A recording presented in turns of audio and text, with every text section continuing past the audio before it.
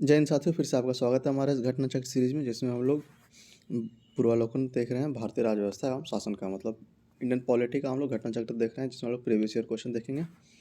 तो आपसे ये अनुरोध है कि अगर आप लोग हमारे चैनल पर अभी तक नए हैं तो आप लोग हमारे चैनल को प्लीज़ प्लीज़ प्लीज़ सब्सक्राइब करके हमें सपोर्ट करें, ताकि और भी अच्छा से अच्छा वीडियो कंटेंट आपके लिए हम बना सकें। यह हमारा घटना चक्र सीरीज़ का 9वां वीडियो होगा। पिछले 8 वीडियो लेक्चर में हम लोगों ने यहाँ राज्यपाल तक कर लिया था, 27 नंबर चैप्टर तक। तो अगर आप लोगों ने पिछले के 8 वीडियो नहीं देखे, जिसमें हम लोगों ने 1 से 27 नंबर चैप्टर तक किया है, तो जाइए जाकर देखिए। लिंक मैं डिस्क्रिप्शन बॉक्स में डाल दूंगा, और प्लेलिस्ट आप लोग चेक कर सकते हैं। उसमें हम लोगों ने पहले ही से कई सारे वीडियो बनाए हुए हैं, जैसे घटना चक्र का इतिहास का बनाया हुआ है, और घटना चक्र का बिहार स्पेशल जो बीपीएससी में पूछा जाता है उसका बना हुआ है। तो जाइए आप लोग लिंक चेक कर सकते हैं। और यह पॉलिटी का है, तो इसमें हम लोग आज शुरू करेंगे राज्य विधानमंडल एवं मंत्रिपरिषद चैप्टर नंबर 28। तो आइए चलते हैं हम लोग चैप्टर नंबर 28 पे। तो यहाँ आ गए हम लोग चैप्टर नंबर 28 पे। मगर इससे शुरू करने से पहले मैं फिर से आपसे यही कहूँगा कि अगर आप लोग हमारे चैनल पे नए हैं और अभी तक हमारे चैनल को सब्सक्राइब नहीं किया, तो प्लीज़ प्लीज़ प्लीज़ इसे सब्सक्राइब करके हमें सपोर्ट करें। इस वीडियो को ज़्यादा से ज़्यादा शेयर करें उन लोगों तक जो कि इस तरह के एग्ज़ाम की तैयारी कर रहे हैं, जिसमें पॉलिटी का क्वेश्चन पूछा जाता है। और आप लोग कमेंट करके बता सकते हैं, हमें सुझाव दे सकते हैं, या कुछ भी अगर कोई तरह का किसी तरह का कोई क्वेरी हो तो आप लोग कमेंट बॉक्स से कमेंट करके हमसे पूछ सकते हैं, या हमें सजेस्ट कर सकते हैं। आपका कमेंट हमेशा स्वागत रहेगा, आपके कमेंट का। तो आइए अब हम लोग शुरू करते हैं। और इससे पहले वीडियो को लाइक कीजिए, शेयर कीजिए, चैनल को सब्सक्राइब कीजिए, और आइए आगे बढ़ते हैं हम लोग पहले प्रश्न पे। भारतीय संविधान के अनुसार राज्यों की विधायिका में सम्मिलित है। कौन कौन सा सम्मिलित होगा इसमें देखना है। तो इसमें हो जाएगा ये हो जाएगा विधानसभा एवं राज्यपाल 3 नंबर, और राज्यपाल विधानसभा एवं विधान परिषद जहाँ इसका अस्तित्व है 4 नंबर। मतलब 3 और 4 इसमें सही हो जाएगा। विधानसभा एवं राज्यपाल, और राज्यपाल विधानसभा एवं विधान परिषद जहाँ इसका अस्तित्व है। तो सी ऑप्शन हो जाएगा इसमें 3 और 4। भारत में राज्य विधान पालिका और स्टेट लेजिस्लेटिव का उच्च सदन कौन सा है? तो यह हो जाएगा ए नंबर ऑप्शन, विधान पालिका परिषद। भारत में राज्य विधान पालिका स्टेट लेजिस्लेटिव की उच्च सदन कौन सी है? तो ए ऑप्शन हो जाएगा इसमें, विधान पालिका परिषद। राज्य विधान परिषद का प्रावधान भारतीय संविधान के किस अनुच्छेद में रखा गया है? तो बी ऑप्शन हो जाएगा इसमें, अनुच्छेद 171।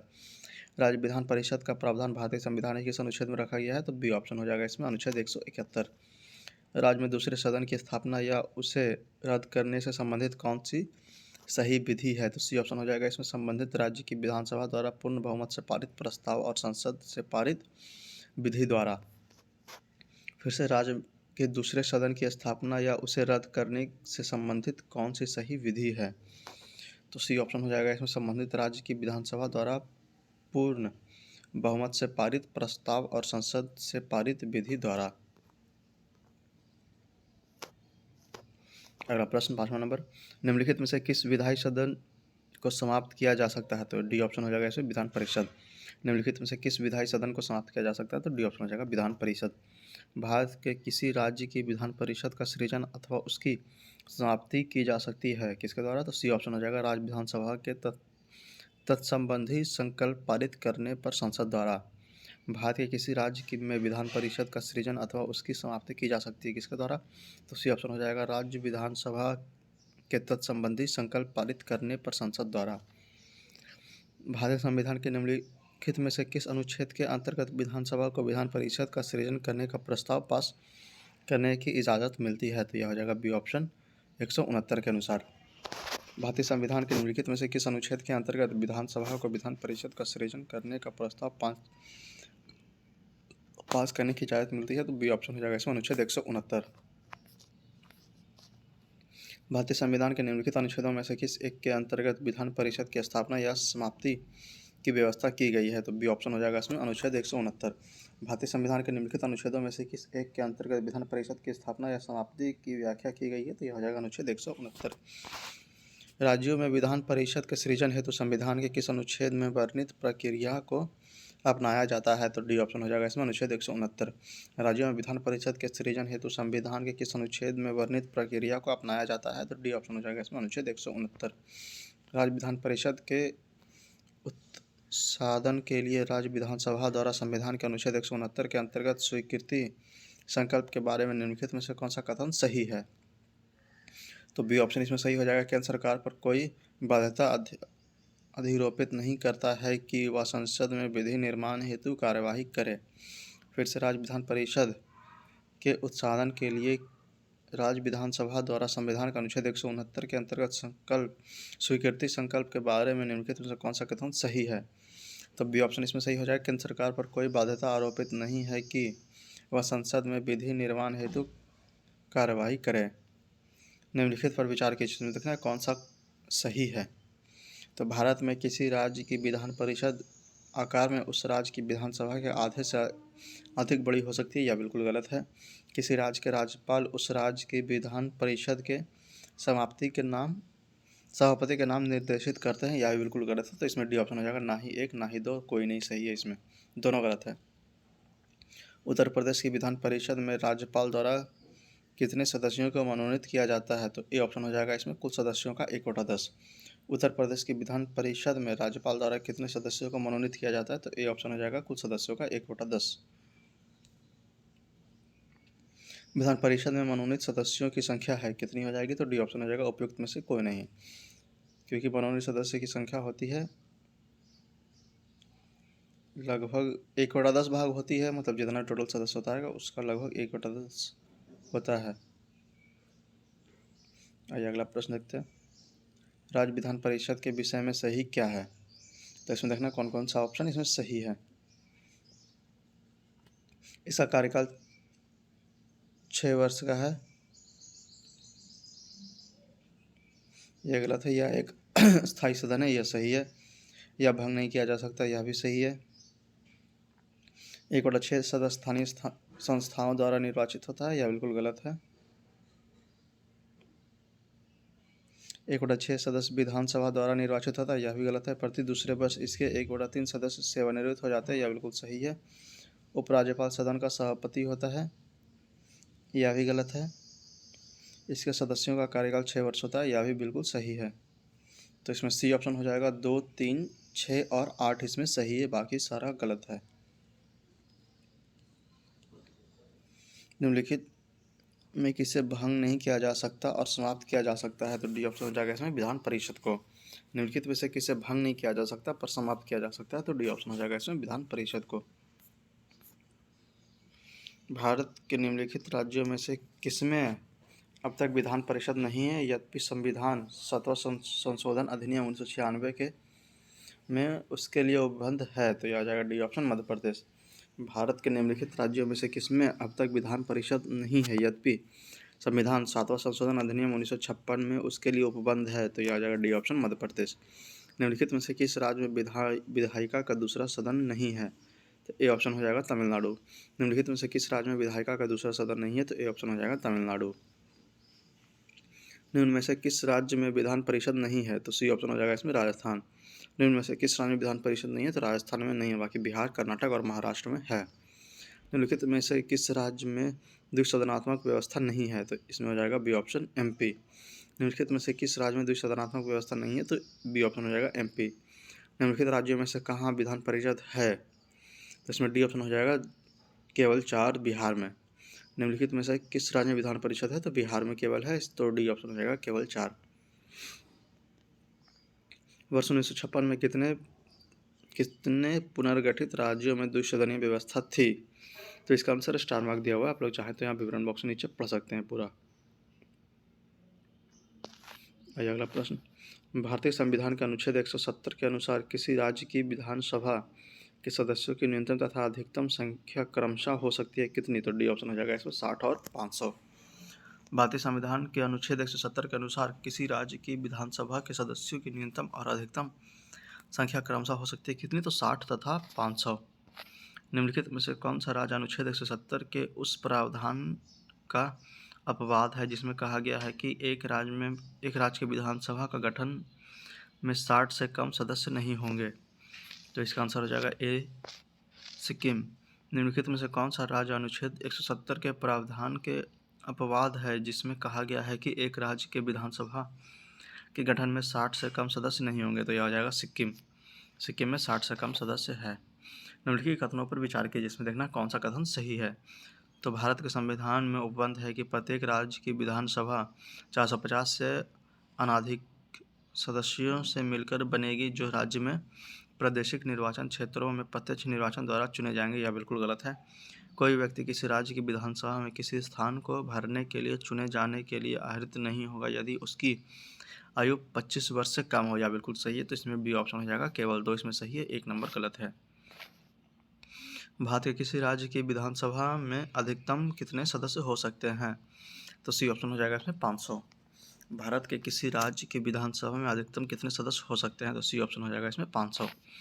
भारतीय संविधान के निम्नलिखित अनुच्छेदों में से कौन राज्य की विधानसभाओं के निर्वाचन का प्रावधान प्रस्तुत करता है? तो यह हो जाएगा ए ऑप्शन अनुच्छेद 170।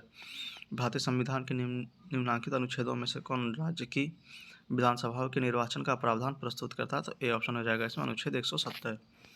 विधानसभा के सदस्य के लिए न्यूनतम आयु क्या विहित की गई है? तो बी ऑप्शन हो जाएगा इसमें 25 वर्ष। विधानसभा के सदस्य के लिए न्यूनतम आयु क्या विहित की गई है? तो बी ऑप्शन हो जाएगा इसमें 25 वर्ष। राज्य विधानसभाओं में आंग्ल भारतीय समुदाय के लिए प्रतिनिधित्व का प्रावधान भारत के संविधान के किस अनुच्छेद द्वारा किया गया है? तो इसका आंसर स्टार मार्क दिया हुआ, आप लोग चाहते हो नीचे विवरण बॉक्स में पढ़ सकते हैं। किस राज्य विधानसभा की सर्वाधिक सदस्य संख्या है? तो डी ऑप्शन हो जाएगा इसमें उत्तर प्रदेश। किस राज्य विधानसभा की सर्वाधिक सदस्य संख्या है? तो डी ऑप्शन हो जाएगा इसमें उत्तर प्रदेश। निम्नलिखित भारतीय राज्यों में से किसकी राज्य विधानसभा में सदस्यों की संख्या अधिक है? तो बी ऑप्शन हो जाएगा इसमें हिमाचल प्रदेश। निम्नलिखित भारतीय राज्यों में से किसकी राज्य विधानसभा में सदस्यों की संख्या अधिक है? तो बी ऑप्शन हो जाएगा इसमें हिमाचल प्रदेश। राज्य विधानसभा के निर्वाचन का संचालन करता है कौन? तो यह आ जाएगा सी ऑप्शन भारत के निर्वाचन आयोग। राज्य विधानसभा के निर्वाचन का संचालन करता है कौन? तो सी ऑप्शन हो जाएगा इसमें भारत के निर्वाचन आयोग। निम्नलिखित में से कौन एक राज्य के विधानमंडल के किसी सदन के निर्भरता से संबंधित किसी प्रश्न पर विनिश्चय करते हुए अंतिम सत्ता है? कौन? तो यह आ जाएगा राज्यपाल। निम्नलिखित में से कौन एक राज्य के विधानमंडल के किसी सदस्य के निर्भरता से संबंधित किसी प्रश्न का विनिश्चय करने हेतु अंतिम सत्ता है? तो यह हो जाएगा ए ऑप्शन राज्यपाल। विधानसभा के सदस्यों की निर्भरताओं से संबंधित प्रश्नों पर अंकित अंतिम विनिश्चय किसके द्वारा लिया जाता है? तो बी ऑप्शन हो जाएगा इसमें राज्यपाल द्वारा। विधानसभा के सदस्यों की निर्भरताओं से संबंधित प्रश्न पर अंतिम विनिश्चय किसके द्वारा लिया जाता है? तो बी ऑप्शन हो जाएगा इसमें राज्यपाल द्वारा। यदि किसी राज्य की विधानसभा का अध्यक्ष स्पीकर पद त्यागना चाहे तो उसे अपना त्यागपत्र देना चाहिए किसे? तो सी ऑप्शन हो जाएगा इसमें उपाध्यक्ष को। यदि किसी राज्य की विधानसभा का अध्यक्ष स्पीकर पद त्यागना चाहे तो उसे अपना त्यागपत्र देना चाहिए किसे? तो सी ऑप्शन हो जाएगा उपाध्यक्ष को।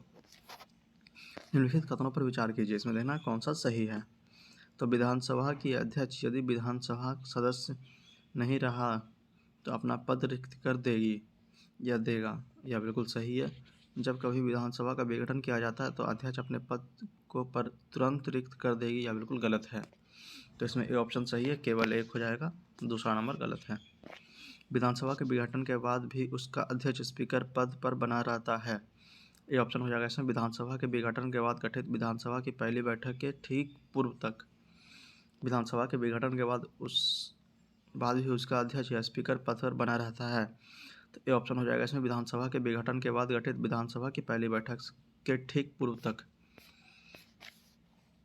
राज्य की विधानसभा के सत्रावसान का आदेश किसके द्वारा दिया जाता है? तो ए ऑप्शन इसमें हो जाएगा राज्यपाल। राज्य की विधानसभा के सत्रावसान का आदेश किसके द्वारा दिया जाता है? तो ए ऑप्शन हो जाएगा इसमें राज्यपाल।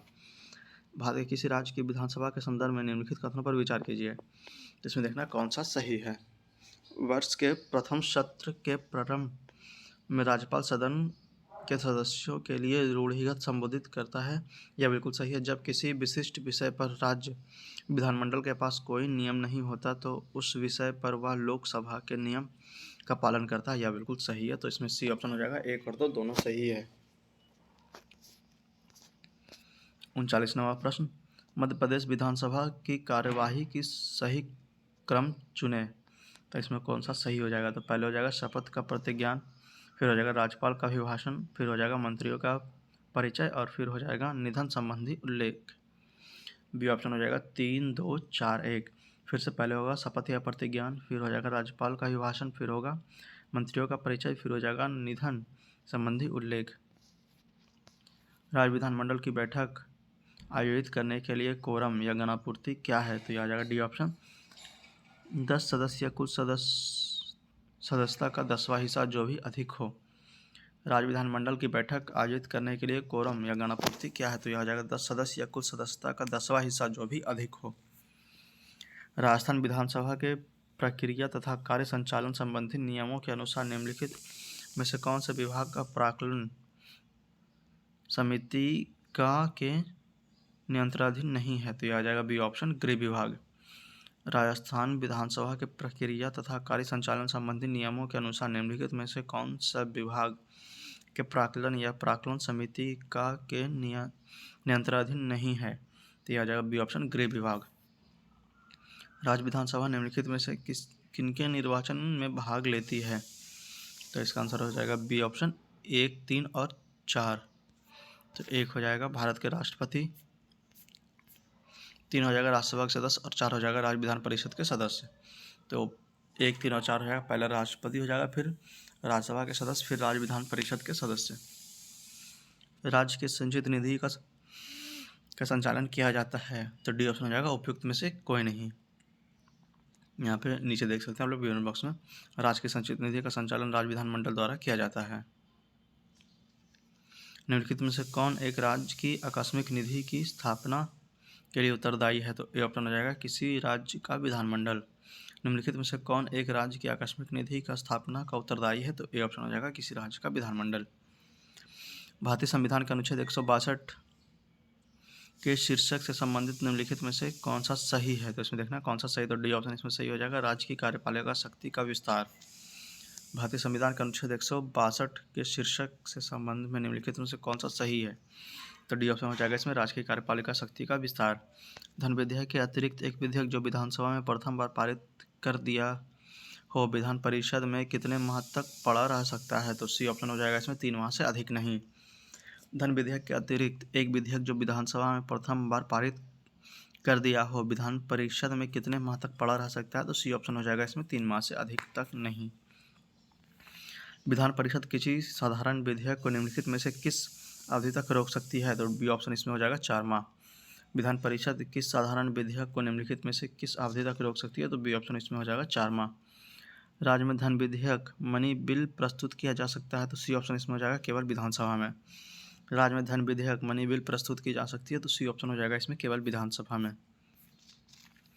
यदि बजट विधानसभा में पूरा स्थापित होने के पूर्व खुल जाए तो क्या होगा? तो सी ऑप्शन इसमें हो जाएगा, वित्त मंत्री को त्यागपत्र देना होगा।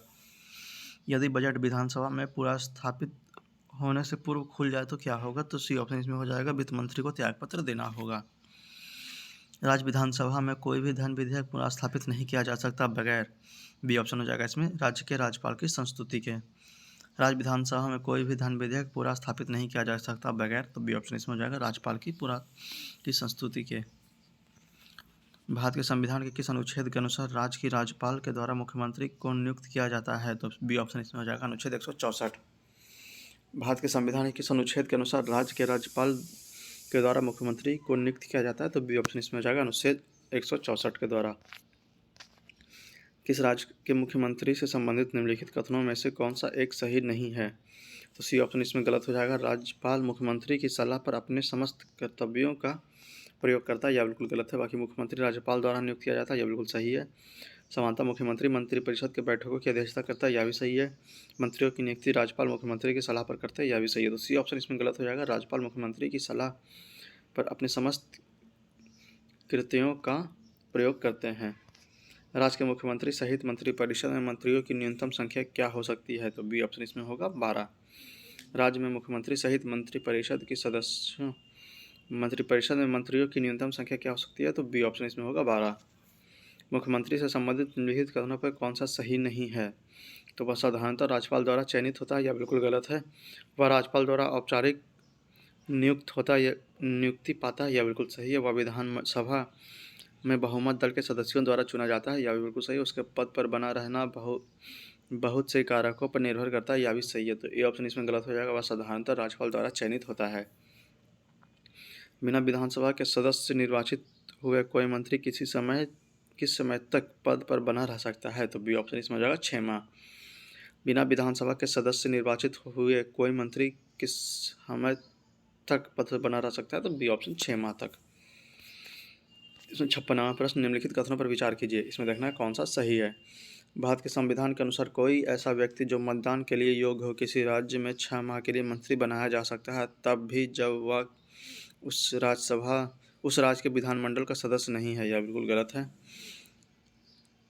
लोक प्रतिनिधित्व अधिनियम 1951 के अनुसार कोई भी ऐसा व्यक्ति जो दंडित अपराध के अंतर्गत दोषी पाया गया है और जिसे 5 वर्ष के लिए कारावास का दंड दिया गया है, चुनाव लड़ने के लिए स्थायी तौर पर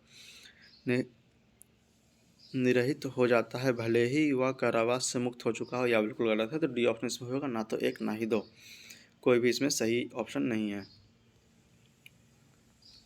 राज्य सरकार के मंत्रियों के वेतन एवं भत्ते का निर्धारण किया जाता है किसके द्वारा? तो किया जाएगा राज्य विधानसभा द्वारा। राज्य सरकार के मंत्रियों के वेतन एवं भत्ते का निर्धारण किया जाता है किसके द्वारा? तो डी ऑप्शन हो जाएगा इसमें, राज्य विधानसभा के द्वारा।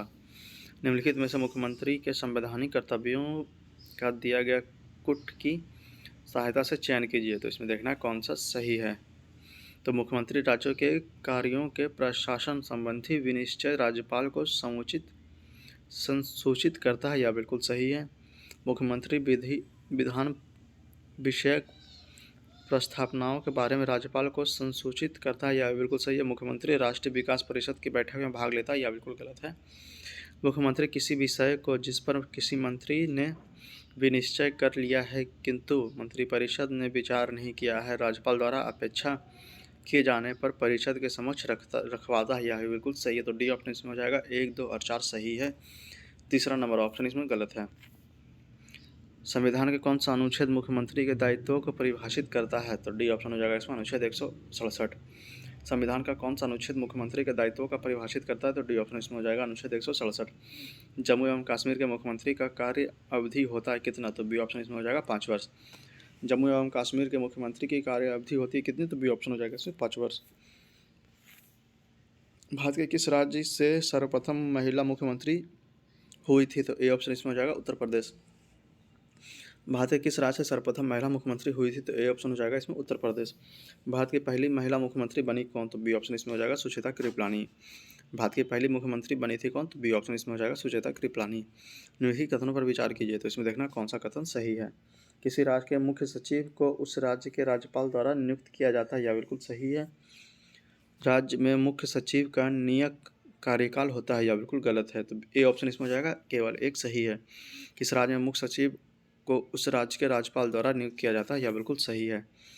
राज्य सचिवालय के प्रशासन में मंत्रिमंडल को जाने वाली सभी नस्तियाँ किसके माध्यम से भेजी जानी आवश्यक है? तो डी ऑप्शन इसमें हो जाएगा, मुख्य सचिव के द्वारा। राज्य सचिवालय के प्रशासन में मंत्रिमंडल को जाने वाली सभी नस्तियाँ किसके माध्यम से भेजी जानी आवश्यक है? तो डी ऑप्शन इसमें हो जाएगा, मुख्य सचिव के द्वारा। 1992 में अयोध्या घटना के पश्चात कुल प्रदेशों में विधानसभाएं भंग कर दी गई। नीचे लिखे प्रदेशों में से किसकी विधानसभा भंग नहीं की गई थी? तो डी ऑप्शन इसमें हो जाएगा, बिहार की। 1992 में अयोध्या घटना के पश्चात कुछ प्रदेशों में विधानसभाएं भंग कर दी गई थी। नीचे लिखे प्रदेशों में से किसकी विधानसभा भंग नहीं की गई थी? तो डी ऑप्शन इसमें हो जाएगा, बिहार की। निम्नलिखित राज्य में से किस एक ने मुसलमानों के लिए नौकरी तथा शिक्षा में प्रवेश हेतु आरक्षण प्रस्तावित किया है? तो ए ऑप्शन इसमें हो जाएगा, आंध्र प्रदेश। निम्न राज्यों में से किस एक ने मुसलमानों के लिए नौकरी तथा शिक्षा में प्रवेश हेतु आरक्षण प्रस्तावित किया है? तो ए ऑप्शन इसमें हो जाएगा, आंध्र प्रदेश। भारत में कौन एकमात्र राज्य है जहां सामान्य या कॉमन सिविल कोड लागू है? तो डी ऑप्शन इसमें हो जाएगा, गोवा। भारत में कौन एकमात्र राज्य है जहां सामान्य कॉमन विल या सिविल कोड लागू है? तो यह हो जाएगा, गोवा। तो 67 प्रश्न के साथ यह चैप्टर यहीं पे समाप्त होता है। अगला चैप्टर हम लोग शुरू करेंगे, उच्च न्यायालय एवं अधीनस्थ न्यायालय। तो आइए इसका पहला प्रश्न देखते हैं। निम्नलिखित में से भारत में एक उच्च न्यायालय के बारे में क्या सही नहीं है? तो इसमें आइए देखते हैं कौन सा गलत है। द्वितीय अपील उच्च न्यायालय के अपीलीय क्षेत्राधिकार में आता है। यह बिल्कुल सही है। उच्च न्यायालय में प्रत्येक न्यायाधीश की नियुक्ति राष्ट्रपति करता है। यह भी बिल्कुल सही है। उच्च न्यायालय के न्यायाधीशों की नियुक्ति राज्यपाल करता है। यह गलत है। उच्च न्यायालय लोकहितवाद से संबंधित आवेदन स्वीकार कर सकता है। यह बिल्कुल सही है। तो सी ऑप्शन इसमें गलत हो जाएगा। उच्च न्यायालय के न्यायाधीशों की नियुक्ति राज्यपाल करता है। कार्यकारी न्यायाधीशों की नियुक्ति की जाती है किसके द्वारा? तो यह हो जाएगा उच्च न्यायालय। कार्यकारी न्यायाधीशों की नियुक्ति की जाती है कहाँ? तो उच्च न्यायालय में। उच्च न्यायालय के न्यायाधीशों के वेतन और भत्ते दिए जाते हैं, तो बी ऑप्शन इसमें हो जाएगा राज्य के समेकित निधि से। उच्च न्यायालय के न्यायाधीशों के वेतन और भत्ते दिए जाते हैं कहाँ से? तो बी ऑप्शन इसमें हो जाएगा राज्य के समेकित निधि से। उच्च न्यायालय के सेवानिवृत्त जज को पेंशन कहाँ से दी जाती है? तो ए ऑप्शन इसमें हो जाएगा भारत की संचित निधि से। उच्च न्यायालय के सेवानिवृत्त जज को पेंशन कहाँ से दी जाती है? तो ए ऑप्शन इसमें हो जाएगा भारत के संचित निधि से। उच्च न्यायालय के न्यायमूर्ति की सेवानिवृत्ति की आयु है कौन सी? तो यह आ जाएगा सी ऑप्शन 62 वर्ष। उच्च न्यायालय के न्यायमूर्ति की सेवानिवृत्ति की आयु है कौन सी? सी ऑप्शन इसमें हो जाएगा 62 वर्ष। निम्नलिखित कथनों पर विचार कीजिए, इसमें देखना कौन सा सही है। भारत में 25 उच्च न्यायालय है, यह बिल्कुल सही है। पंजाब, हरियाणा और केंद्र शासित प्रदेश चंडीगढ़ का एक ही सामूहिक उच्च न्यायालय, यह बिल्कुल सही है। राष्ट्रीय राजधानी क्षेत्र दिल्ली का स्वयं का उच्च न्यायालय, यह भी बिल्कुल सही है। तो सी ऑप्शन हो जाएगा इसमें 1, 2, 3 तीनों सही है। भारत में उच्च न्यायालय के संबंध में निम्नलिखित कथनों पर विचार कीजिए, इसमें देखना है कौन सा सही है। तो इसमें 18 उच्च न्यायालय है, यह बिल्कुल गलत है।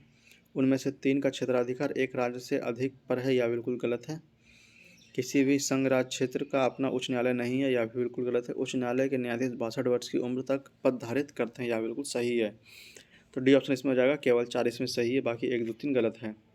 भारत में उच्च न्यायालय की संख्या है कितनी? तो यह हो जाएगा अभी कुल टोटल 25 उच्च न्यायालय हो गए, तो इसका आंसर स्टार मार्क दिया हुआ है क्योंकि ऑप्शन में ऐसा कुछ नहीं है। अंडमान एवं निकोबार द्वीप पर निम्नलिखित उच्च न्यायालय में से किस एक का क्षेत्राधिकार है? तो बी ऑप्शन इसमें हो जाएगा कोलकाता का। अंडमान एवं निकोबार द्वीप पर निम्नलिखित उच्च न्यायालयों में से किसका एक क्षेत्राधिकार है? तो बी ऑप्शन इसमें हो जाएगा कोलकाता का। निम्नलिखित उच्च न्यायालयों में से कौन एक से अधिक राज्य केंद्र शासित प्रदेश के लिए है? तो यह हो जाएगा डी ऑप्शन बम्बई। निम्नलिखित उच्च न्यायालयों में से कौन का एक से अधिक केंद्र शासित प्रदेश के लिए है? तो डी ऑप्शन हो जाएगा बम्बई पे। भारत के कितने उच्च न्यायालयों की अधिकारिता एक से अधिक राज्य या संघ राज्य क्षेत्र में शामिल नहीं है? तो बी ऑप्शन इसमें हो जाएगा 3। भारत के कितने उच्च न्यायालय की अधिकारिता में से एक से अधिक राज्य हैं, संघ राज्य क्षेत्र शामिल नहीं है? तो बी ऑप्शन इसमें हो जाएगा 3 उच्च न्यायालय। निम्नलिखित राज्यों में से किस राज्य का अपना उच्च न्यायालय नहीं है? तो इसका आंसर स्टार मार्क दिया हुआ है, आप लोग चाहें तो नीचे विवरण बॉक्स में पढ़ सकते हैं। निम्नलिखित में से किन राज्यों में मार्च 2013 में उच्च न्यायालय स्थापित किए गए थे? तो इसमें हो जाएगा मेघालय और त्रिपुरा। बी ऑप्शन इसमें हो जाएगा 2 और 4। निम्नलिखित में से किस राज्य में मार्च 2013 में उच्च न्यायालय स्थापित किए गए थे? तो मेघालय और त्रिपुरा में उच्च न्यायालय स्थापित किए गए थे। निम्न उच्च न्यायालयों में से किस उच्च न्यायालय की सबसे अधिक बेंच है? तो इसमें हो जाएगा मुंबई उच्च न्यायालय और गुवाहाटी उच्च न्यायालय, सी और डी दोनों हो जाएगा।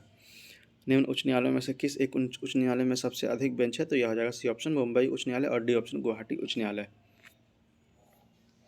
निम्न में से कौन सा राज्य के उच्च न्यायालय का मुख्य क्षेत्राधिकार नहीं है? तो ये ऑप्शन इसमें हो जाएगा परामर्श संबंधी क्षेत्राधिकार। निम्नलिखित में से कौन राज्य के उच्च न्यायालय का मुख्य क्षेत्राधिकार नहीं है? तो यह हो जाएगा परामर्श संबंधी क्षेत्राधिकार। जब किसी उच्च न्यायालय का मुख्य न्यायाधीश प्रशासनिक हैसियत से काम करता है तो वह अधीन होता है किसके? तो ए ऑप्शन इसमें हो जाएगा उच्च न्यायालय के अन्य न्यायाधीशों में से किसी भी एक रिट अधिकारिता के। जब किसी उच्च न्यायालय का मुख्य न्यायाधीश प्रशासनिक हैसियत से काम करता है तो वह अधीन होता है किसके? तो उच्च न्यायालय के अन्य न्यायाधीशों में से किसी की भी रिट अधिकारिता के। A option. एक उच्च अधिकार प्राप्त न्यायालय द्वारा उत्प्रेषित रिट जारी की जाती है किसके द्वारा? तो 2017 का ऑप्शन ए। एक अधीनस्थ न्यायालय को कि वह पुनरीक्षण या रिव्यू हेतु एक मामले विशेष की कार्यवाही का अभिलेख उन्हें हस्तांतरित कर दे। एक उच्च अधिकार प्राप्त न्यायालय द्वारा उत्प्रेषण रिट जारी की जाती है कब? तो ए ऑप्शन इसमें हो जाएगा एक अधीनस्थ न्यायालय को कि वह पुनरीक्षण या रिव्यू हेतु एक मामले विशेष की कार्यवाही का अभिलेख उन्हें हस्तांतरित कर दे। 18 नंबर प्रश्न, निम्न में से कौन सी यह याचिका अधीनस्थ न्यायालयों की कार्यपद्धति की परीक्षण करती है? तो सी ऑप्शन इसमें हो जाएगा उत्प्रेषण। निम्नलिखित में से कौन सी एक याचिका अधीनस्थ न्यायालयों की कार्य पद्धति का परीक्षण करती है? तो सी ऑप्शन इसमें हो जाएगा उत्प्रेषण।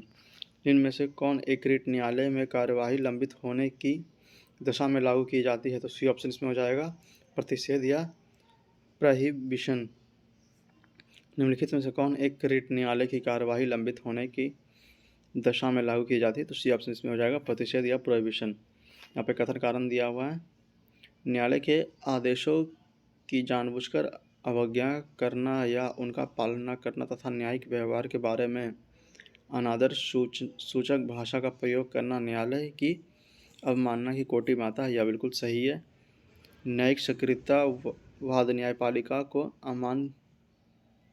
अवमाननापूर्ण व्यवहार को दंडित करने के दंडात्मक अधिकार दिए बिना कार्यान्वित नहीं किया जा सकता। यह भी बिल्कुल सही है, तो बी ऑप्शन इसमें हो जाएगा। ए और आर दोनों सही है और आर ए का सही व्याख्या नहीं करता है। इसमें दोनों स्टेटमेंट सही है। उच्च न्यायालय की परमादेश जारी करने की शक्ति के अंतर्गत आता है क्या, तो यह जाएगा डी ऑप्शन। इसमें उपयुक्त सभी अधिकार मतलब संवैधानिक अधिकार, संविधिक अधिकार और मौलिक अधिकार। फिर से उच्च न्यायालय की परमादेश जारी करने की शक्ति के अंतर्गत आता है कौन कौन सा, तो संवैधानिक अधिकार आ जाएगा, संविधिक अधिकार आ जाएगा और मौलिक अधिकार आ जाएगा। तो डी ऑप्शन इसमें हो जाएगा, उपयुक्त सभी अधिकार हो जाएंगे। यहाँ पे फिर से कथन कारण प्रश्न दिया हुआ, भारतीय नागरिकों के अधिकारों को संरक्षित करने में उच्च न्यायालय सर्वोच्च न्यायालय की अपेक्षा बढ़िया स्थिति में है। यह बिल्कुल सही है। सर्वोच्च न्यायालय केवल मौलिक अधिकार के संरक्षण के लिए ही परमादेश जारी कर सकता है। यह भी बिल्कुल सही है, तो ए ऑप्शन इसमें हो जाएगा। ए और आर दोनों कथन सही है और आर ए की सही स्पष्टीकरण है। 23वां प्रश्न, निम्नलिखित कथनों पर विचार कीजिए, इसमें देखना कौन सा सही है। भारत में उच्च न्यायालय के न्यायाधीश को हटाने के लिए रीति उच्चतम न्यायालय के न्यायाधीश को हटाने की रीति के समान है। यह बिल्कुल सही है। उच्च न्यायालय का कोई स्थायी न्यायाधीश अपने पद से सेवानिवृत्ति के पश्चात भारत के किसी भी न्यायालय या किसी प्राधिकार के समक्ष अभिवाचन नहीं कर सकता। यह बिल्कुल गलत है, तो इसमें ए ऑप्शन हो जाएगा। केवल एक सही है, 2 नंबर गलत है। एक उच्च न्यायालय का न्यायाधीश अपना त्यागपत्र संबोधित करता है किसे, तो यह आ जाएगा ए ऑप्शन, राष्ट्रपति को। एक उच्च न्यायालय का न्यायाधीश अपना त्यागपत्र संबोधित करता है किसे, तो ए ऑप्शन हो जाएगा इसमें, राष्ट्रपति को। किस न्यायमूर्ति के खिलाफ 2011 में राज्यसभा में महाभियोग का प्रस्ताव पास किया, किंतु अपने बचाव के लिए उसने लोकसभा द्वारा उसी प्रस्ताव के पास होने के पूर्व त्यागपत्र दिया, तो सी ऑप्शन इसमें हो जाएगा, न्यायमूर्ति सौमित्र सेन। फिर से किस न्यायमूर्ति के खिलाफ 2011 में राज्यसभा में महाभियोग का प्रस्ताव पास किया, किंतु उसने बचाव के लिए उसने लोकसभा द्वारा अपने उस प्रस्ताव के पास होने से पूर्व त्यागपत्र दिया, तो सी ऑप्शन इसमें हो जाएगा, न्यायमूर्ति सौमित्र सेन। बाबरी मस्जिद या राम जन्मभूमि का विवाद जो इलाहाबाद उच्च न्यायालय लखनऊ न्यायपीठ के समक्ष था का प्रकार है, तो बी ऑप्शन इसमें हो जाएगा, स्वत्वाधिकार मुकदमा मतलब टाइटल शूट। बाबरी मस्जिद राम जन्मभूमि का विवाद जो इलाहाबाद उच्च न्यायालय या लखनऊ न्यायपीठ के समक्ष का प्रकार है कौन सा, तो इसमें हो जाएगा स्वत्वाधिकार मुकदमा या टाइटल शूट। किस उच्च न्यायालय ने यह फैसला दिया कि एक ही बार में 3 बार तलाक कहने से तलाक होना गैरकानूनी है, तो यह हो जाएगा बी ऑप्शन, इलाहाबाद उच्च न्यायालय। किस उच्च न्यायालय ने यह फैसला दिया कि एक ही बार में 3 बार तलाक कहने से तलाक होना गैरकानूनी है, तो बी ऑप्शन इसमें हो जाएगा, इलाहाबाद उच्च न्यायालय। 2008 में छत्तीसगढ़ उच्च न्यायालय के मुख्य न्यायाधीश कौन बने, तो यह हो जाएगा ए ऑप्शन, राजीव गुप्ता। 2008 में छत्तीसगढ़ उच्च न्यायालय के मुख्य न्यायाधीश कौन बने, तो यह हो जाएगा ए ऑप्शन, राजीव गुप्ता। विधि आयोग के किस अध्यक्ष ने अपनी रिपोर्ट में समर्थन किया है कि प्रत्येक उच्च न्यायालय के 1/3 न्यायाधीश दूसरे राज्य के होने चाहिए, तो यह हो जाएगा सी ऑप्शन, न्यायाधीश HR खन्ना। विधि आयोग के अध्यक्ष ने अपने रिपोर्ट में समर्थन किया कि प्रत्येक उच्च न्यायालय के 1/3 न्यायाधीश दूसरे राज्य के होने चाहिए, तो यह हो जाएगा सी ऑप्शन, न्यायाधीश HR खन्ना। जिस जिला न्यायाधीश शब्द संविधान के किस अनुच्छेद में लिया आता है, तो यह आ जाएगा डी ऑप्शन, अनुच्छेद 233। जिला न्यायाधीश शब्द संविधान के किस अनुच्छेद में आता है, तो यह आ जाएगा डी ऑप्शन, अनुच्छेद 233। 31वां प्रश्न, भारत के संविधान के अनुसार जिला न्यायाधीश अभिव्यक्ति के अंतर्गत सम्मिलित नहीं होगा, तो यह आ जाएगा सी ऑप्शन, अधिकरण न्यायाधीश। भारत के संविधान के अनुसार जिला न्यायाधीश अभिव्यक्ति के अंतर्गत सम्मिलित नहीं होगा, तो सी ऑप्शन इसमें हो जाएगा, अधिकरण न्यायाधीश। भारत के संदर्भ में निम्नलिखित कथनों पर विचार कीजिए, तो इसमें देखना कौन सा कथन सही है। तो न्यायिक हिरासत का अर्थ है कि अभियुक्त संबंधित मजिस्ट्रेट की हिरासत में है और ऐसे अभियुक्त को पुलिस स्टेशन के हवालात में रखा जाना है, ना कि जेल में, यह बिल्कुल गलत है। न्यायिक हिरासत के दौरान मामले के प्रभारी पुलिस अधिकारी न्यायालय की अनुमति के बिना संदिग्ध व्यक्ति से पूछताछ नहीं कर सकते, यह बिल्कुल सही है। तो बी ऑप्शन इसमें हो जाएगा, केवल 2 सही है, पहला स्टेटमेंट गलत है। 33वां प्रश्न, लोक अदालत के संदर्भ में निम्नलिखित कथनों में कौन सा एक सही है? तो इसमें डी ऑप्शन हो जाएगा, उपयुक्त में से कोई भी कथन सही नहीं है, मतलब तीनों का तीनों स्टेटमेंट गलत है इसमें लोक अदालत के संदर्भ में। यहाँ पे आप लोग विवरण बॉक्स से पढ़ सकते हैं क्या सही है। अगला प्रश्न, ग्राम न्यायालय अधिनियम के संदर्भ में निम्नलिखित कथनों में कौन सा सही है?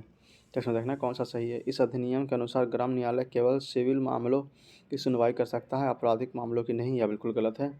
यह अधिनियम स्थानीय सामाजिक सक्रियतावादों के मध्यस्थ या सुलहकर्ता के रूप में स्वीकार करता है, यह बिल्कुल सही है। तो बी ऑप्शन इसमें हो जाएगा, केवल 2 सही है, एक ऑप्शन इसमें गलत है। भारत की चलित न्यायालय या मोबाइल कोर्ट इनका मानस पुत्र है, तो सी ऑप्शन इसमें हो जाएगा, डॉक्टर एपीजे अब्दुल कलाम। भारत की चलित न्यायालय या मोबाइल कोर्ट इनका मानस पुत्र है, तो सी ऑप्शन इसमें हो जाएगा, डॉक्टर एपीजे अब्दुल कलाम। तो 35 प्रश्न के साथ यह चैप्टर यहीं पे समाप्त होता है। उच्च न्यायालय एवं अधीनस्थ न्यायालय, अगला चैप्टर शुरू होगा, केंद्र राज्य संबंध। तो आइए पहला प्रश्न इसमें देखते हैं। भारत का केंद्र राज्य संबंध प्रभावित होता है, तो यह हो जाएगा संविधान के प्रावधानों से, नियोजन प्रक्रिया से, राजनीतिक हितों के अंतर्विरोध से और हुकूमत चलाने की इच्छा प्रबलता से। तो डी ऑप्शन इसमें हो जाएगा, 1, 2, 3, 4। फिर से, भारत के प्रावधानों से, नियोजन प्रक्रिया से, राजनीतिक हितों के अंतर्विरोध से और हुकूमत चलाने की इच्छा प्रबलता से। भारत में केंद्र राज्य संबंध निर्भर करता है किस पे? तो इसमें हो जाएगा संवैधानिक प्रावधानों पे, परंपराओं और व्यवहारों पे, न्यायिक व्यवस्था पे और बातचीत के लिए यंत्र विन्यास पर। तो डी ऑप्शन इसमें हो जाएगा, सभी चारों पर। एक संघीय राज्य व्यवस्था में सम्मिलित है, कौन कौन सा? तो इसमें हो जाएगा संघ और राज्यों के बीच संबंध से, राज्यों के मध्य संबंध से, समन्वय के लिए तंत्र से और विवादों को सुलझाने के लिए तंत्र से। तो ए ऑप्शन इसमें हो जाएगा, 1, 2, 3, 4 चारों इसमें सही है। केंद्र संबंधों को विशेष रूप से किस प्रकार के म्युनिसिपल संबंध कहा गया है? तो इसमें डी ऑप्शन इसमें हो जाएगा, योजना पराक्रम में राज्य पर केंद्र का नियंत्रण के प्रसंग से।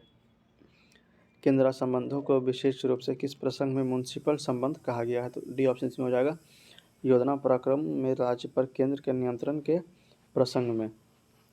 भारतीय राजकोष संघवादी व्यवस्था के संसाधनों का केंद्र द्वारा राज्यों को आवंटित किया जाता है, वर्तमान में निम्न में से कौन सा संसाधनों के आवंटन का एक माध्यम नहीं है? तो सी ऑप्शन इसमें हो जाएगा, गाडगिल सूत्र के अंतर्गत योजना कार्यान्वयन के लिए संस्था स्थानांतरण। भारतीय राजकोष संघवादी व्यवस्था से संसाधनों का केंद्र द्वारा राज्यों को आवंटित किया जाता है, वर्तमान में निम्न में से कौन सा संसाधनों का आवंटन एक माध्यम नहीं है? तो यह आ जाएगा गाडगिल सूत्र के अंतर्गत योजना क्रियान्वयन के लिए स्थानांतरण। भारतीय संविधान के किस भाग में केंद्र राज्य विधि संबंध दिया गया है? तो यह आ जाएगा बी नंबर ऑप्शन, भाग 11 में। भारतीय संविधान के किस भाग में केंद्र राज्य विधि संबंध दिया गया है? तो बी ऑप्शन इसमें हो जाएगा, भाग 11 में। 7वां प्रश्न, केंद्र तथा राज्यों के मध्य शक्तियों के वितरण के लिए भारत का संविधान 3 सूचियों को प्रस्तुत करता है, निम्न में से कौन से 2 अनुच्छेद शक्तियों के वितरण को विनियमित करते हैं? तो डी ऑप्शन इसमें हो जाएगा, अनुच्छेद 245 तथा 246। केंद्र तथा राज्यों के मध्य शक्तियों के वितरण के लिए भारत का संविधान 3 सूचियों को प्रस्तुत करता है, निम्न में से कौन से 2 अनुच्छेद शक्तियों के वितरण को विनियमित करते हैं? तो डी ऑप्शन इसमें हो जाएगा, अनुच्छेद 245 और 246। केंद्र संबंध किस अनुसूची में है? तो यह हो जाएगा ए ऑप्शन, 7वें अनुसूची में। केंद्र संबंध किस अनुसूची में है? तो ए ऑप्शन इसमें हो जाएगा, 7वां अनुसूची में। विधायिक शक्तियों का केंद्र तथा राज्यों के मध्य वितरण संविधान के किस निम्न अनुच्छेदों में से किस एक में है? तो यह आ जाएगा बी ऑप्शन, 7वीं। विधायी शक्तियों पर केंद्र तथा राज्यों के मध्य वितरण संविधान की निम्न अनुसूचियों में से किस एक में है? तो बी ऑप्शन इसमें हो जाएगा, 7वीं। वे विषय जिन पर केंद्र व राज्य सरकार दोनों कानून बना सकते हैं उल्लेखित है किसमें? तो सी ऑप्शन इसमें हो जाएगा, 7वीं सूची में। वे विषय जिन पर केंद्र व राज्य सरकार दोनों कानून बना सकती हैं का उल्लेखित है किसमें? तो सी ऑप्शन इसमें हो जाएगा 7 समवर्ती सूची में। भारत में निम्नलिखित में से किसे शिशुओं और अवयस्कों के साथ साथ आर्थिक और सामाजिक योजनाओं के लिए विधि निर्माण की शक्ति प्रदत्त है? तो सी नंबर ऑप्शन इसमें हो जाएगा केंद्र एवं राज्य दोनों सरकारों को। भारत में निम्नलिखित में से किसे शिशुओं और आवश्यकों के साथ साथ आर्थिक और सामाजिक योजनाओं के लिए विधि निर्माण की शक्ति प्रदत्त है? तो सी ऑप्शन इसमें हो जाएगा केंद्र एवं राज्य दोनों सरकारों को। भारतीय संविधान में अवशिष्ट शक्तियाँ किसमें समाहित है? तो डी ऑप्शन इसमें हो जाएगा संसद में। भारतीय संविधान में अवशिष्ट शक्तियाँ किसमें सन्निहित है? तो डी ऑप्शन इसमें हो जाएगा संसद में। भारतीय संविधान ने अवशिष्ट अधिकार को, ए ऑप्शन इसमें हो जाएगा, संघीय सरकार को दिया है। भारतीय संविधान ने अवशिष्ट अधिकार को, ए ऑप्शन, संघीय सरकार को दिया है। भारतीय संविधान का अनुच्छेद 249 संबंधित है किससे? तो डी ऑप्शन इसमें हो जाएगा राज्य सूची के विषयों के संबंध में संसद की विधि शक्तियों से। भारतीय संविधान का अनुच्छेद 249 संबंधित है किससे? तो यह हो जाएगा राज्य सूची के विषयों के संबंध में संसद की विधायक शक्तियों से। अनुच्छेद 249 के खंड 1 के अंतर्गत पारित प्रस्ताव निम्नलिखित में से किसे अधिक समय के लिए प्रवृत्त नहीं रहेगा? तो डी ऑप्शन इसमें हो जाएगा 1 वर्ष। अनुच्छेद 249 के खंड 1 के अंतर्गत पारित प्रस्ताव निम्नलिखित में से किससे अधिक समय के लिए प्रवृत्त नहीं होगा? तो डी ऑप्शन इसमें हो जाएगा 1 वर्ष। राज्यसभा द्वारा संविधान के अनुच्छेद 249 के अंतर्गत पारित संकल्प जिसके द्वारा संसद को राज्य सूची के विषय पर राष्ट्रीय हित में विधिक निर्मित करने का अधिकार दिया गया हो, प्रवृत्त रहेगा किसमें? तो सी ऑप्शन इसमें हो जाएगा 1 वर्ष से अधिक नहीं। राज्यसभा द्वारा संविधान के अनुच्छेद 249 के अंतर्गत पारित संकल्प जिसके द्वारा संसद को राज्य सूची के विषय पर राष्ट्रीय हित में विधिक निर्मित करने का अधिकार दिया गया है, प्रवृत्त रहेगा। तो सी ऑप्शन इसमें हो जाएगा 1 वर्ष से अधिक नहीं। निम्नलिखित में से किस अनुच्छेद के अनुसार भारतीय संविधान के अंतर्राज्यीय परिषद के संबंध में प्रावधान करता है? तो बी ऑप्शन इसमें हो जाएगा अनुच्छेद 263 के अनुसार। निम्नलिखित में से किस अनुच्छेद के अनुसार भारतीय संविधान अंतर्राज्यीय परिषद के संबंध का प्रावधान करता है? तो बी ऑप्शन इसमें हो जाएगा अनुच्छेद 263 के अनुसार। एक अंतर्राज्यीय परिषद की स्थापना की जा सकती है? तो बी ऑप्शन इसमें हो जाएगा राष्ट्रपति द्वारा। एक अंतर्राज्यीय परिषद की स्थापना की जा सकती है? तो बी ऑप्शन इसमें हो जाएगा राष्ट्रपति के द्वारा। अंतर्राज्यीय परिषद का निर्माण स्रोत है, ए ऑप्शन, संवैधानिक। अंतर्राज्यीय परिषद का निर्माण स्रोत है, ए ऑप्शन, संवैधानिक। निम्नलिखित में से कौन अंतर्राज्यीय परिषद गठन करने के लिए अधिकृत है? तो बी ऑप्शन इसमें हो जाएगा राष्ट्रपति। निम्नलिखित में से कौन अंतर्राज्यीय परिषद गठन करने के लिए अधिकृत है? तो बी ऑप्शन इसमें हो जाएगा राष्ट्रपति।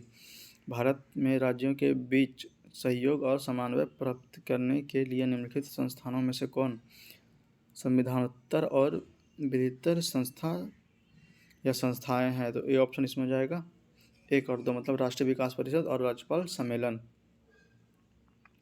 भारत में राज्यों के बीच सहयोग और समन्वय प्राप्त करने के लिए निम्नलिखित संस्थाओं में से कौन संविधानोत्तर और विधितर संस्था या संस्थाएं? तो यह हो जाएगा, पहला हो जाएगा राष्ट्रीय विकास परिषद और दूसरा हो जाएगा राज्यपाल सम्मेलन। ये ऑप्शन 1 और 2 दोनों, 3 और 4 इसमें नहीं होंगे। क्षेत्रीय परिषद का सृजन हुआ? तो बी ऑप्शन इसमें हो जाएगा संसदीय कानून द्वारा। क्षेत्रीय परिषद का सृजन हुआ, बी ऑप्शन, संसदीय कानून द्वारा। निम्नलिखित में से कौन सा एक क्षेत्रीय परिषद का लक्षण नहीं है? ए ऑप्शन हो जाएगा यह एक संवैधानिक संस्था है। यह बिल्कुल गलत है। 5 क्षेत्रीय परिषद की स्थापना राज्यों के पुनर्गठन अधिनियम 1956 के अंतर्गत की गई है। यह बिल्कुल सही है। यद्यपि चंडीगढ़ राज्य नहीं है, फिर भी एक क्षेत्रीय परिषद में शामिल किया गया। यह बिल्कुल सही है। यह एक परामर्शदात्री संस्था है। यह बिल्कुल सही है। तो ए ऑप्शन इसमें गलत हो जाएगा। यह एक संवैधानिक संस्था है। 24 नंबर प्रश्न, भारत में क्षेत्रीय परिषद के संदर्भ में निम्नलिखित में से कौन सा कथन सही है?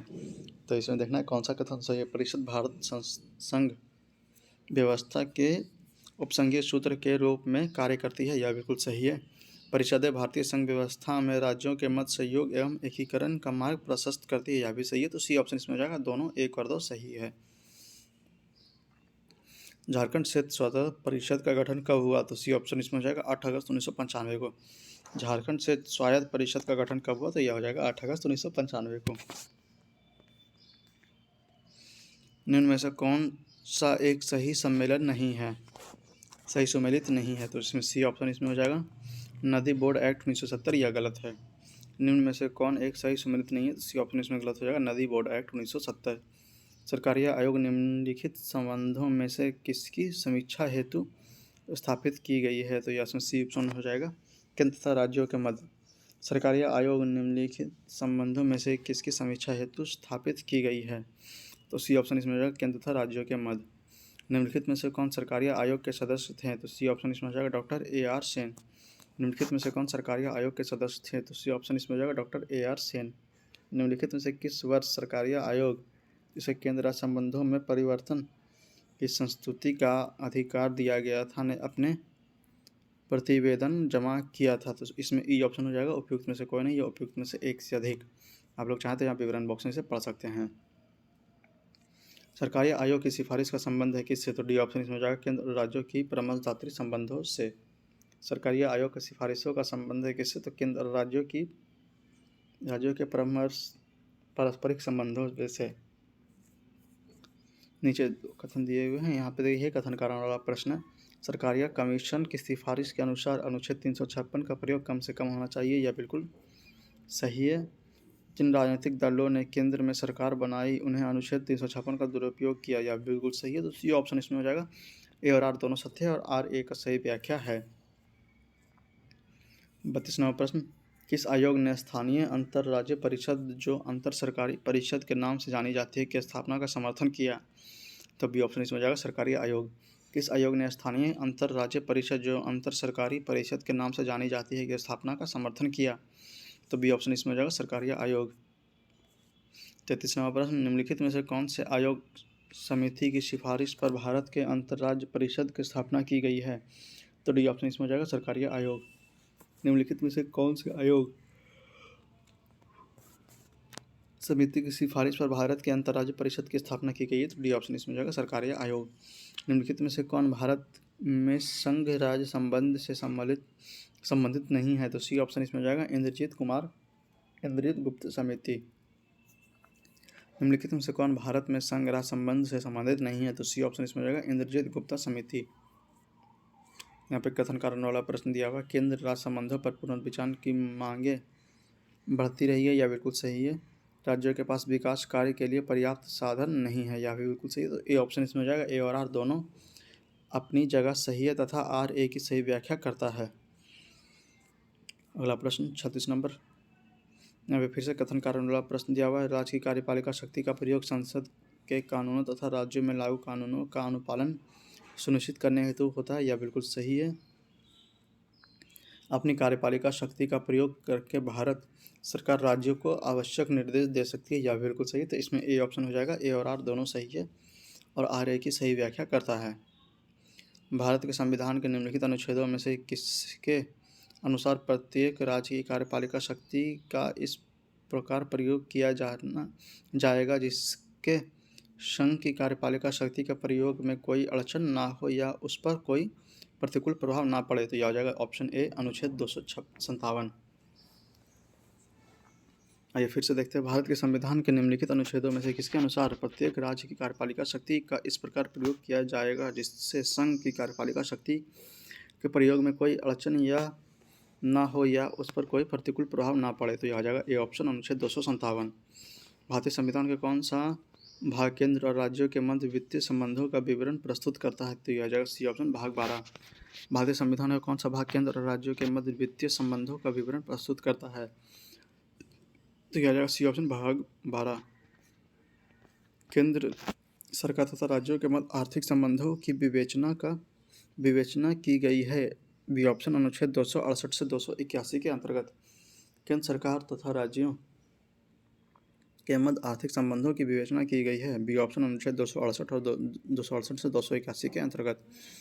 भारत के संविधान में किस अनुच्छेद में करों को केंद्र द्वारा लगाया तथा एकीकृत किया जाता है लेकिन केंद्र और राज्यों के बीच वितरित किया जाता है? तो सी ऑप्शन इसमें हो जाएगा, अनुच्छेद 270।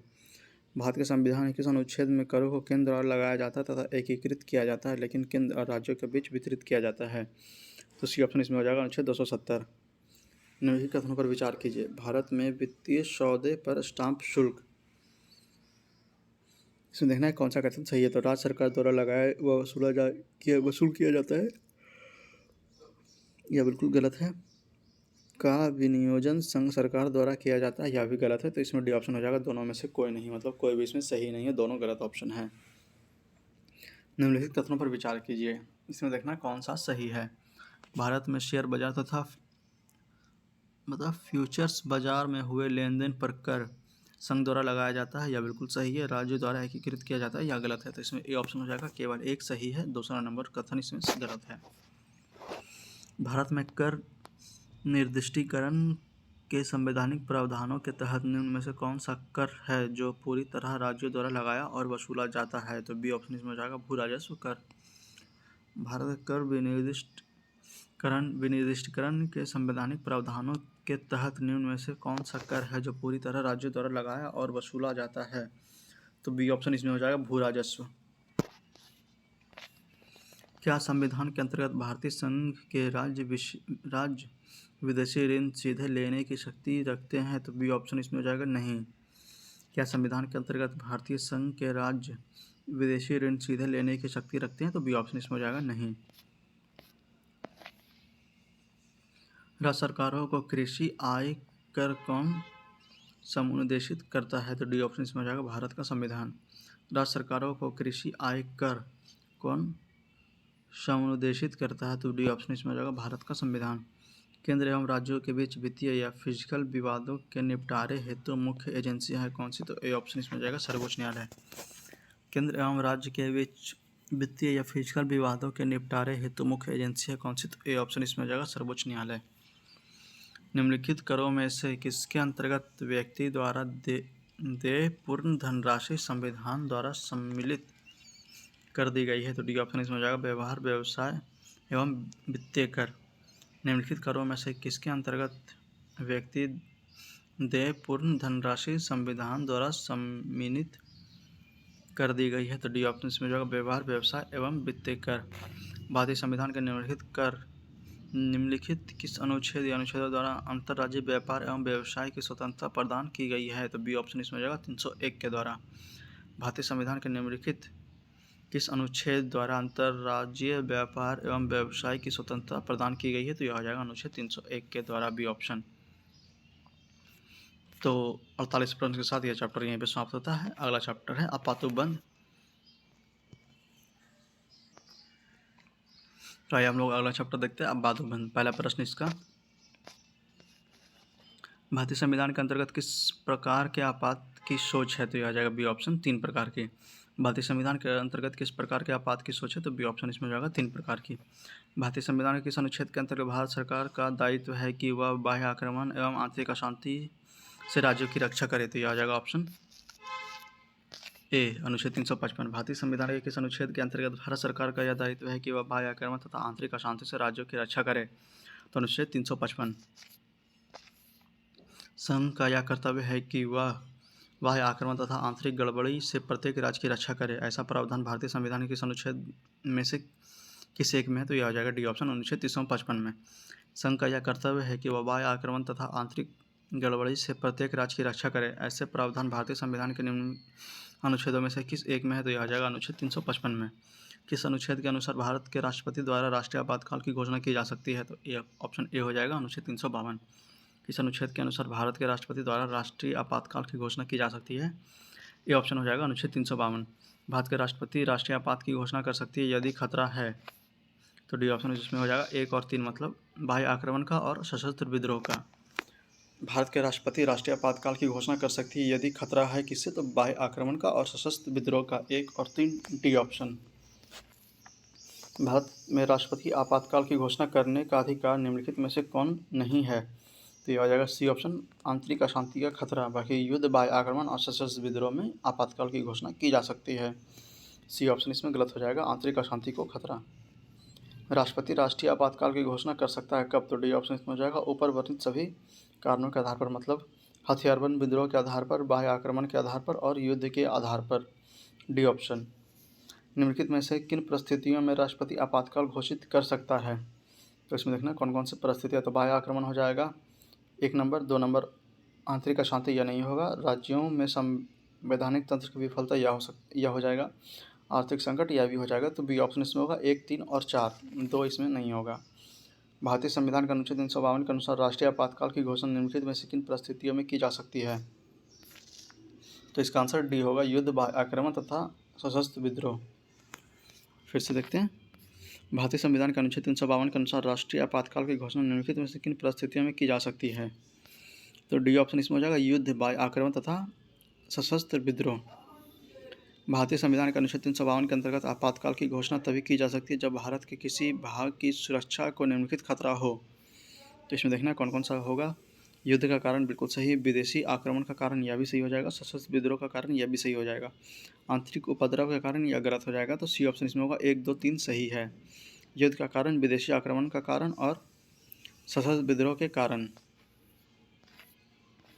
अनुच्छेद 352 के अनुसार राष्ट्रीय आपातकाल के विषय में सही क्या है? तो इसमें देखना कौन सा सही है।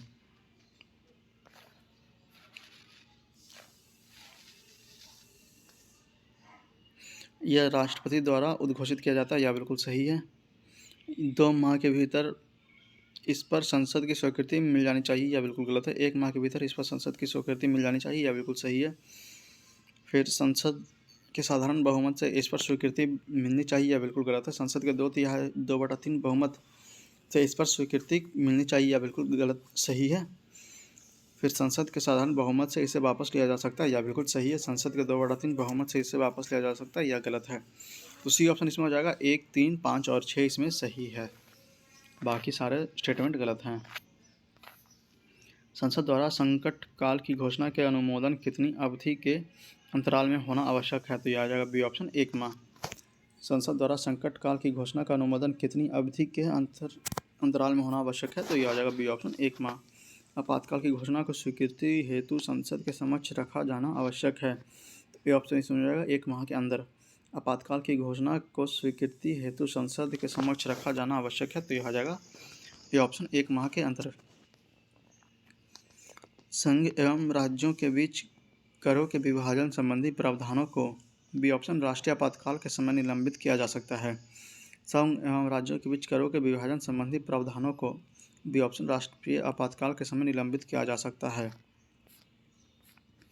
निम्नलिखित में से किस संविधान अनुच्छेद के अंतर्गत भारत के राष्ट्रपति मूल अधिकारों के कर्तव्य के क्रियान्वयन को स्थगित कर सकती है? अनुच्छेद 20 एवं 21 के अतिरिक्त। तो आ जाएगा बी नंबर ऑप्शन, अनुच्छेद 359।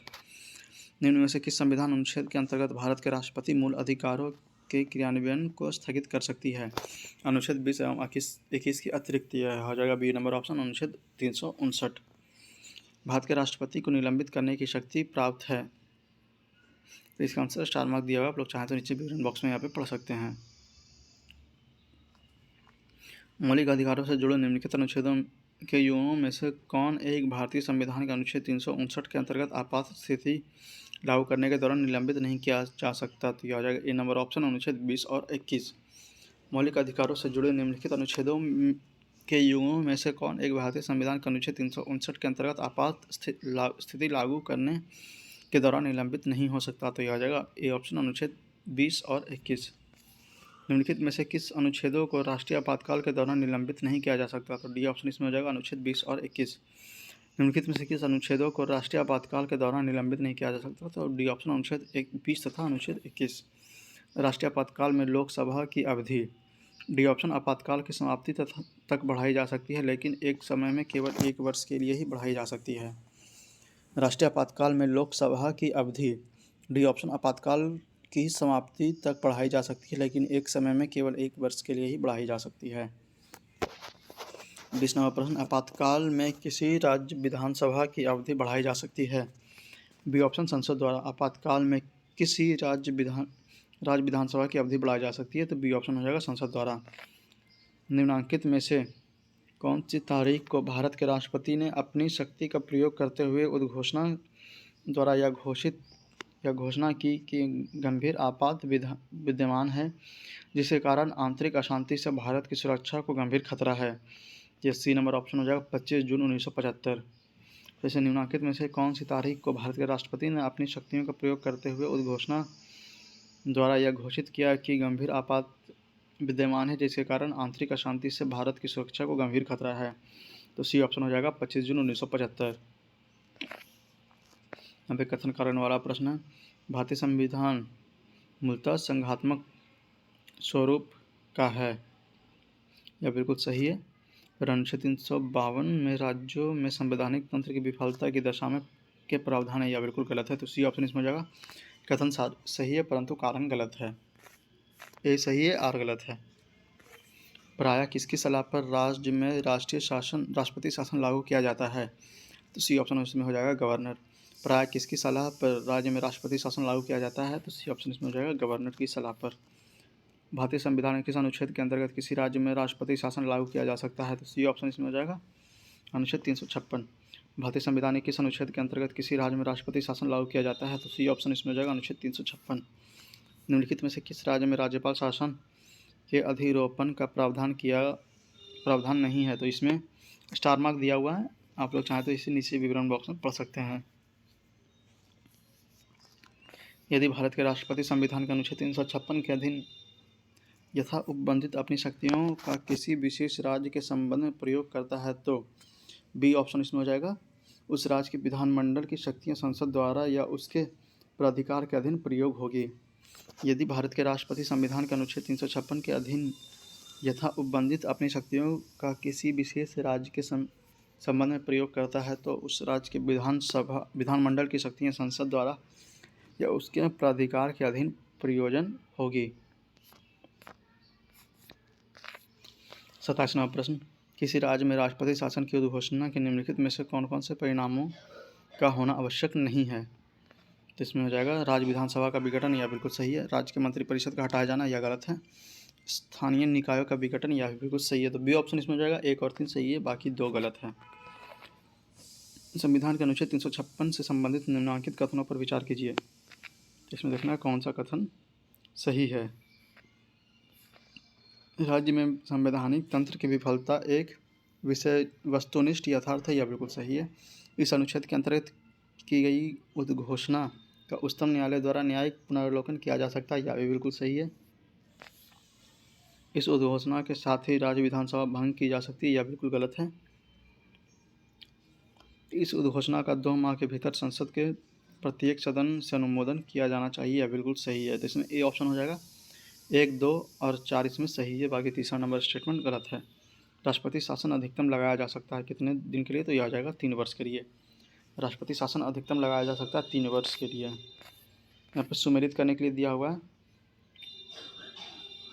कि किस राज्य में अब तक कितने बार राष्ट्रपति शासन लगाया जा चुका है। तो इसका आंसर हो जाएगा बी नंबर। मणिपुर हो जाएगा 10 बार, उत्तर प्रदेश 9 बार, बिहार हो जाएगा 8 बार और उड़ीसा हो जाएगा 6 बार।